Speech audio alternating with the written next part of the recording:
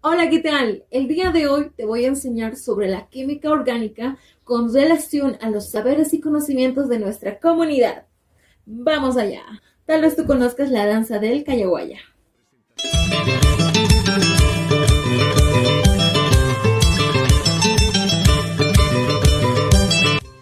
La danza del Callaguaya nace en representación a la labor más sacrificada de nuestros antiguos médicos naturistas y a sus largas caminatas que llevaban salud a todas las comunidades. Con más de 1500 años de vida, continúan los saberes y conocimientos en medicina natural, mineral y animal. A estas personas que llevan estos conocimientos se las denomina Callaguayas. Según la historia, los Callaguayas pertenecieron a la cultura Molle, y en la época incaica, ellos llegaron a ser los médicos exclusivos de los incas, por la alta calidad en el diagnóstico y curación de las enfermedades que se diagnosticaban en ese entonces. Para tales remedios utilizaban la extensa variedad de plantas medicinales, y nos cuentan que sus capachos siempre estaban llenos de hierbas. Estos saberes y conocimientos hasta el día de hoy siguen quedando en algunos de nuestros hermanos callaguayas que hasta el día de hoy van curando enfermedades de la comunidad.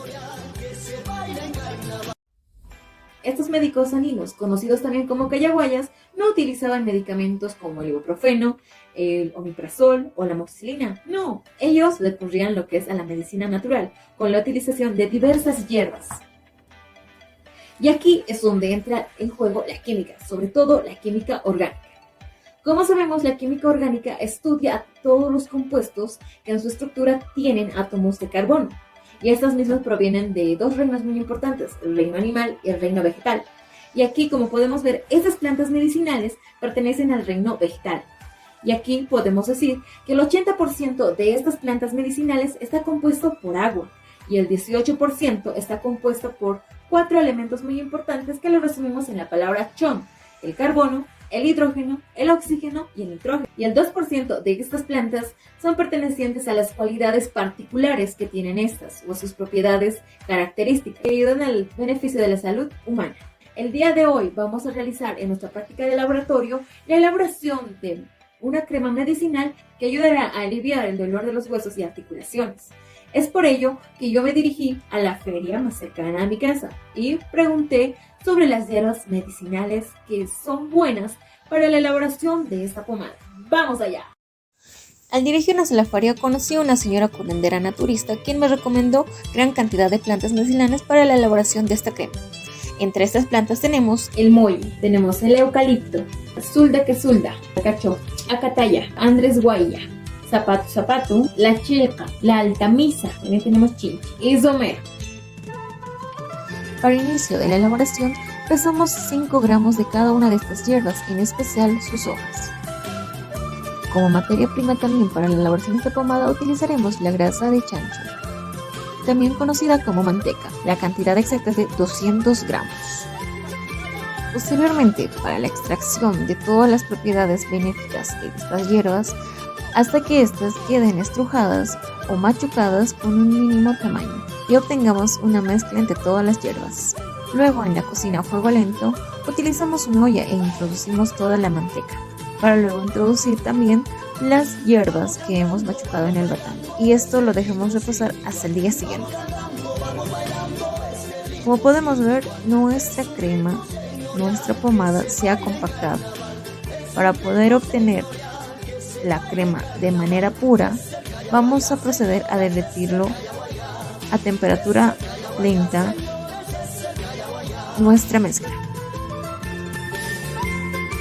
Luego, en una tela,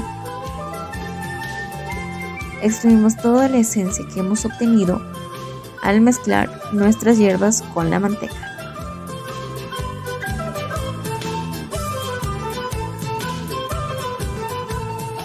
Y procedemos a vaciarlas en recipientes.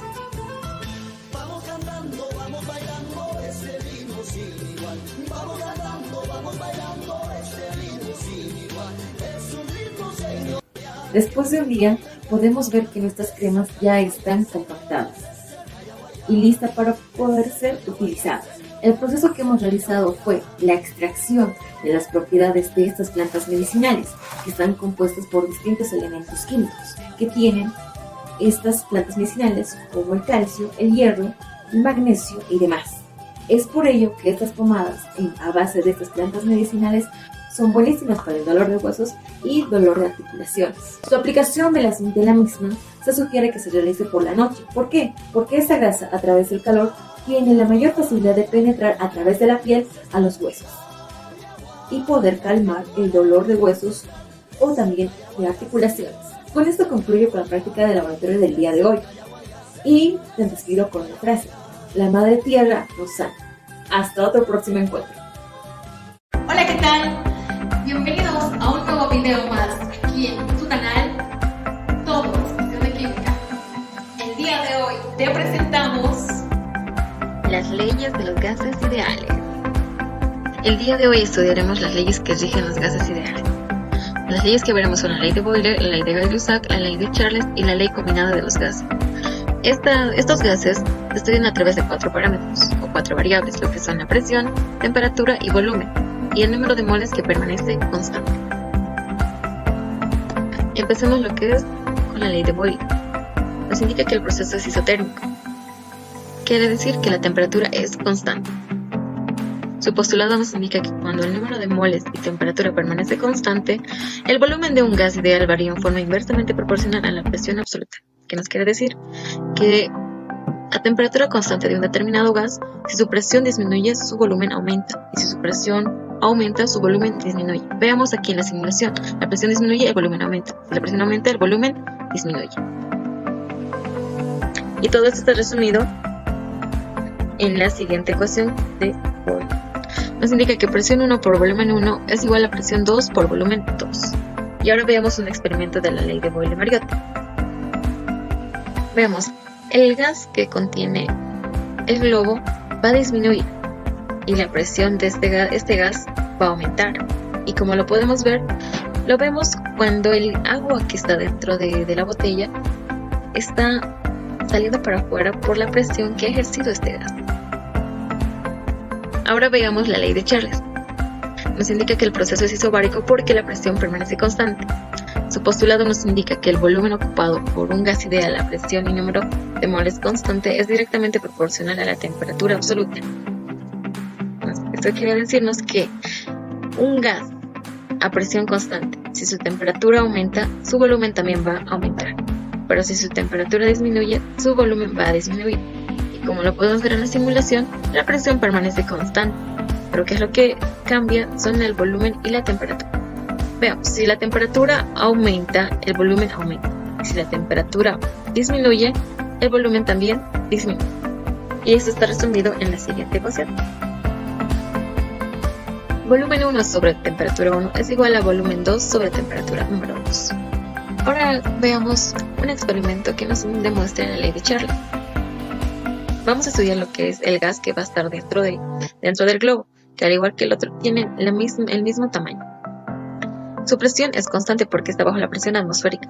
¿Cómo vamos a aumentar y disminuir la temperatura de dicho gas? Lo vamos a tener aquí que tiene agua caliente y este que tiene agua fría con hielos.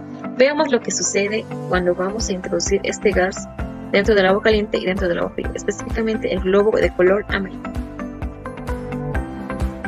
Vemos cómo se está introduciendo el globo de color amarillo al agua caliente y vemos que su volumen aumenta.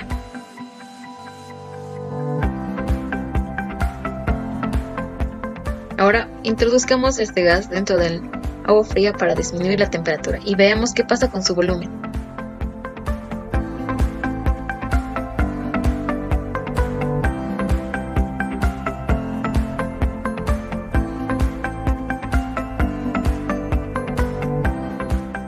Vemos que el volumen ha disminuido porque su temperatura también ha disminuido. Ahora veamos la ley de Gay-Lussac. Nos dice que el proceso es isocórico porque el volumen de dicho gas permanece constante. Su postulado nos indica que la presión ejercida por un gas ideal a volumen y número de moles constantes es directamente proporcional a la temperatura absoluta. ¿Eso qué quiere decir? Que de dicho gas, que su volumen va a ser constante, si su presión aumentaría, su temperatura también va a aumentar. y si su presión disminuye, su temperatura también va a disminuir. Veamos en la simulación. El volumen del gas está permaneciendo constante. Ahora su presión aumenta y su temperatura también aumenta. Pero si su presión disminuye, su temperatura también disminuye. Y esto Gay-Lussac nos lo ha resumido en la siguiente ecuación. Presión 1 sobre temperatura 1 es igual a presión 2 sobre temperatura 2. Ahora veamos un experimento que nos demuestra la ley de Gay-Lussac. Como podemos ver, el gas que va a estar dentro de la botella va a permanecer su volumen constante. Vamos a aumentar su temperatura con ayuda de un mechero. Veamos qué es lo que pasa. Está aumentando su temperatura del gas y podemos ver que el globo se quiere inflar. ¿Por qué? Porque el gas dentro de la botella está ejerciendo una presión. Es decir, si su temperatura del gas aumenta, la presión también va a aumentar. Por último, vamos a ver la ley combinada. Como dice, es la combinación de las tres leyes que hemos visto anterior, que son la ley de Boyle, la ley de Gay-Lussac y la ley de Charles. Esta ley establece que el volumen de un gas varía directamente con la temperatura absoluta e inversamente con la presión. Esta ecuación es esta. La presión 1 por volumen 1 sobre temperatura 1 es igual a la presión 2 por volumen 2 sobre temperatura 2. Y con esto estaríamos resumiendo todas las leyes de los gases ideales. Muchas gracias por su atención.